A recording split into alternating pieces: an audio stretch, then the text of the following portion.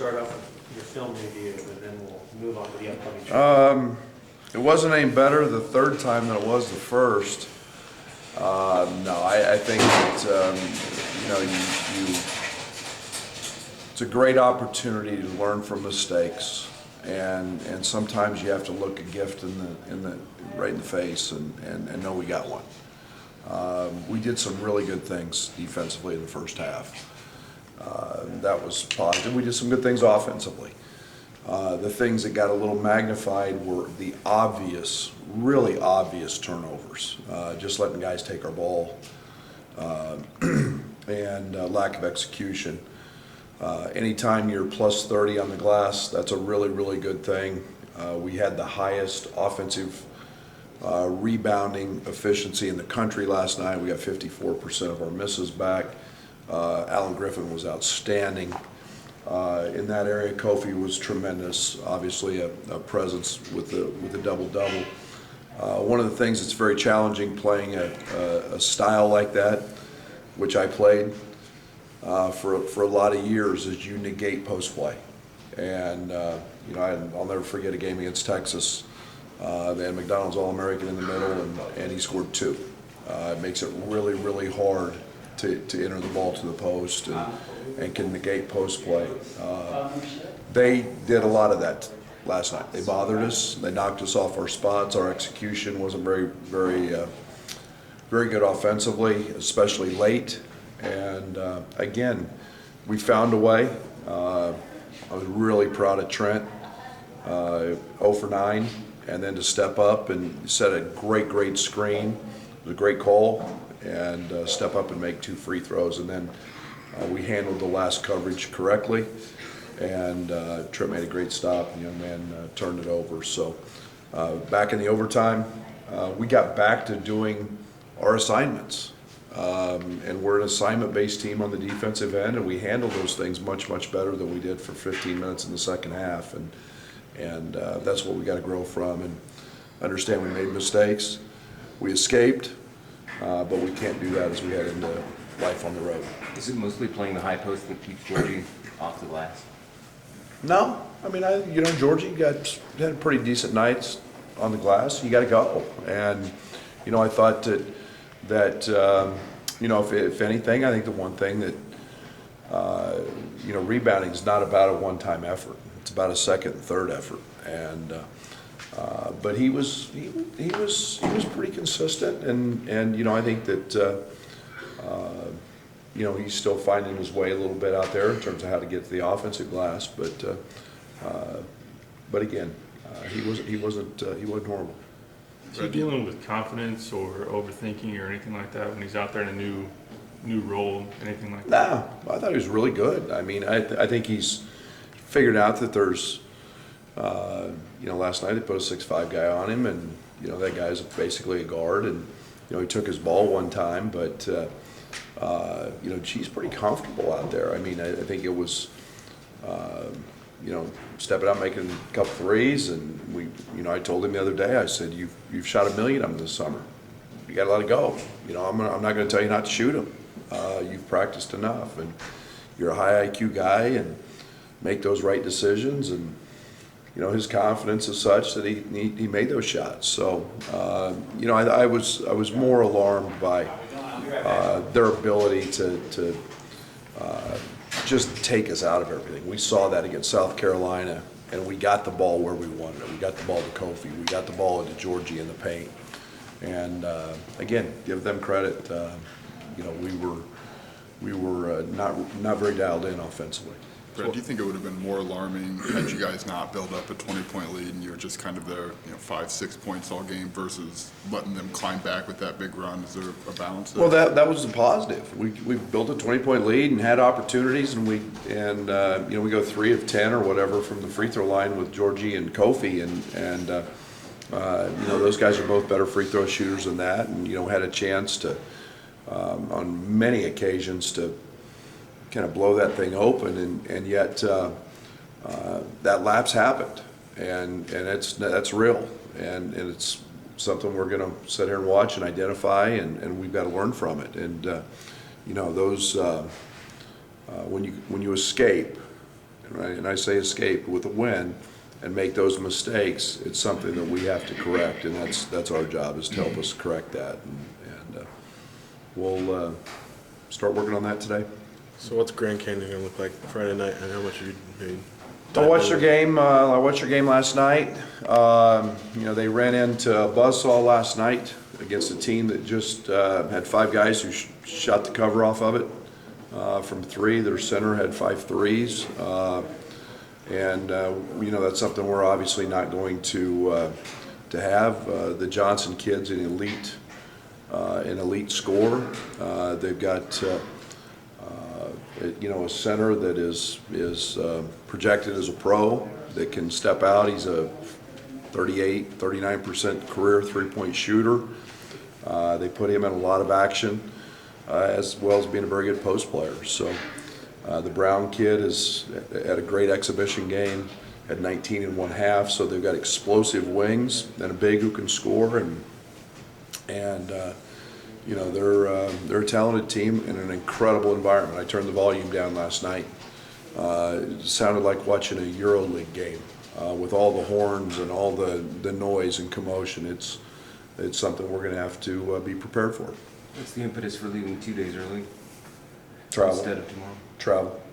Just simply travel. We're practicing here, guys in school, and we got an opportunity to get in there tonight and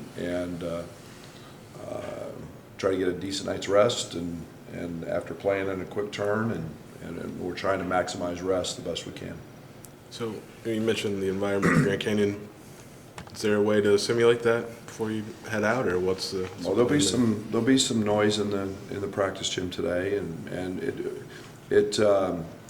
you can't let that bother you. You have to learn to communicate, and you have to talk and play through that, and that's something that creates emotion. And they really get that going when they get going in transition, and the team last night did an unbelievable job of every time there was a moment or two or a 2-basket run, they scored, and you got to manage those moments. So you mentioned last night, not playing as much of maybe what's your traditional defense. What kind of precipitated that decision for you to? I think we've got length. We've got guys that we feel can funnel guys into Kofi, into our bigs, and he impacts a lot of balls. He got away from that for a stretch last night, but I think just maybe we're still pressuring, we're still trying to, we were pretty active the first half. We forced a good amount of turnovers, and then the second half, again, we just got really passive, guarding the ball, and that's something we're not trying to do. We're trying not to get beat as much off the ball as we have in the past, and still stay, in a pretty aggressive mode. Brad, the guys we talked with last night didn't seem like they were too distraught or buying too much into the game. Is that something because they've been through it, they know that one game doesn't really define things? Do you want them to look at it a little more critically, or? Well, I think that's our job as coaches. I think it's our job to correct mistakes and help them identify it. I want them to understand, that it's winning and losing, and had that gone in the other way, it's a little different feeling, and they're not saying that, and yet you look back over the course of a 30-game season, and people aren't going to remember, Nicholls State in the first game. They're just going to see it as a W, and it's our job to game by game to correct mistakes, and we'll identify those and bring those to their attention. We've got a slew of them up already watching film, so we'll help coach them through that. With it being a multi-game trip, how will you approach practicing while you're out there?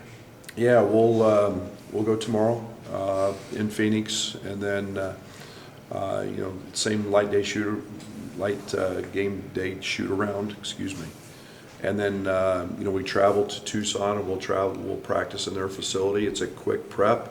You get a little more game prep on a one-day turn than you do, and it becomes more about your principles. But it'll be more about Arizona on Saturday than anything that we'll do. We'll use our time basically on them, and preparing our game plan for them instead of working on some of the basic things that we need to work on. This kind of resembles an NCAA tournament weekend, whereas you're traveling, then you're playing a game on Friday, day of rest, and you're playing a game on Sunday. Just talk a little bit about the mindset with that, with some of these new guys. Well, I think every year you try to challenge your team in the non-league, whether it was, it's a back-to-back, type deal, which you face in a conference tournament, or it's a day, play one day, have a day off, play the next day, an NCAA postseason tournament vibe. You try to challenge your team to understand that what those challenges are, how you mentally have to prepare. You try to do those things in November so that when you see them in March, late in the year, that you're accustomed to those quick turns, and we don't see that a lot in league play. Other than our first year here, it seemed like every other game was a one-day turn, but now we're going to experience something for the first time, and hopefully in April or March or April, it's something that we could say, hey, we've handled that. Remember how? April. Yeah. Do lessons from Maui last year for the guys who experienced that, can those translate to this stretch? Yeah, I mean some. I think it's new team, new faces, new identity. I think the experience of going on the road. I think I liken this trip more to Big Ten play, and those experiences with hostile crowds instead of neutral sites, and I think it's more that type of atmosphere than maybe a Maui trip. Last season, Andres was maybe that guy off the bench that was the spark that you look for. I mean, arguably he's been your best player. What kind of tweaks are maybe you looking for? Just getting more production off the bench. Yeah, and I mean, I think it's a comfort. I think everybody's got to earn their roles and find out what their roles are. And I think the one thing that I always felt comfortable with last year with Dre coming off the bench was that stabilizing force, knowing that there wasn't going to be any slippage, the right plays were going to be made. How that projects here, we'll see. Moving forward, I mean, nothing's definitive yet in terms of what we're trying to do. We're still looking, exploring. I've got to find ways to get DeMonte on the court more. DeMonte's passing, we missed a lot last night. And looking back, I would have played him, should have played him more. He's a guy that shares the ball and passes it and makes the right reads. But we're still working on those things, and I'm still trying to feel out, he and Allen off the bench, and growing Ben into those minutes as well as with Kipper, Jermaine. Jermaine's been sick, reason he didn't play last night. So, we're still feeling through some of that stuff. Coach, what are you hoping to learn about your team from this road trip? Well, I hope, again, we're trying to establish our identity. I thought we were making pretty good strides until that late game run last night in terms of being a team that very hard to score against, a great rebounding team, a team that is going to take some pride in executing at the offensive end. And, we've made some strides in those areas, and yet, there was a little lapse in that performance. So it's about getting back to who we are. In that last 5-minute stretch in the second half, is there anything about handling adversity maybe you didn't like or need to grow from? Oh, I think there's a lot of things. I think anytime adversity hits you in the face, I say it's one of the great challenges with high school guys coming to college, is it's the first time in their life they've faced adversity. They face stress, and they find out what it's like to not be able to get touches if you're a post player because the defense does this, and how do you handle that? Do you let it handle? There's one possession in particular that sticks out, and it's I go back to our culture, our identity. We get a steal. Dre comes down and drops a bounce pass behind for Io. You should have seen our team run. And if you'll recall, they came right back at the other end and got an uncontested layup at the other end because we jogged back on defense. And that's the identity piece that we're trying to to get rid of them. Well, it's game-winning time. They all wanted to score, and we all ran. And yet, that adversity is, okay, they put their head down because they didn't get it, we scored, whatever, they think, whatever that situation is, and that's where we've got to toughen up. And I thought Trent, Dre, I thought were exceptional. I thought that handling the last play was a sign that we've grown up, because we've talked about, hey, we've got to be. We knew what was coming. They'd run it most of the second half, and we'd blown the coverage, and we handled it right. And that's maybe a sign we've grown through some adversity. And I'm not sure, to be quite honest, Trent makes those free throws in his first 2 years. Maybe he's a junior and senior. He makes all those, and that was handling adversity the right way. Major free throws late. Before that, not nearly as much for the second straight game. Is that still too early to be a concern, or how do you? Free throw shooting is always a concern with me. We're getting there. We flipped that script from last year. We're not putting teams there as much, which is another part of maybe not being the way we were defensively in the past. Now we're getting there.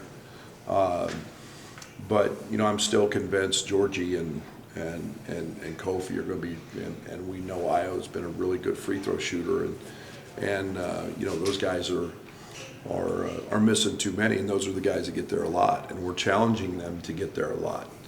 The good thing is we got 2 offensive rebounds off those, so we're staying active there. But it's a little momentum play. We got a steal, and Dre got fouled, and Dre's a great free throw shooter. He misses the front end of a 1-on-1, and Ben commits a foul going for a rebound.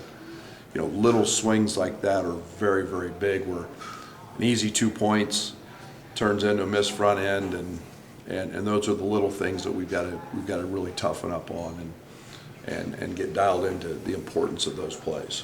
You discussed your guards needing to rebound. What's been the jump from talking about a lot to those guys going and doing it? Just demanding it. We demand it every day in practice. Coach Coleman, every day in practice, his job is those guys rebounding. And, it's guys going offensively, as well as making sure they're blocking out defensively. We've tried to relay how important it is to run offensively. The last defensive assignment is rebound. And when guards rebound, we can get that break started quicker. And you saw last night, I think we have 5 layups in transition just off rebounds, where we got it all the way to the rim, and those are important. And Dre obviously has a huge night. He's a great rebounding guard, and those lead to easy opportunities. So we've emphasized that a lot. Great. Thanks, guys.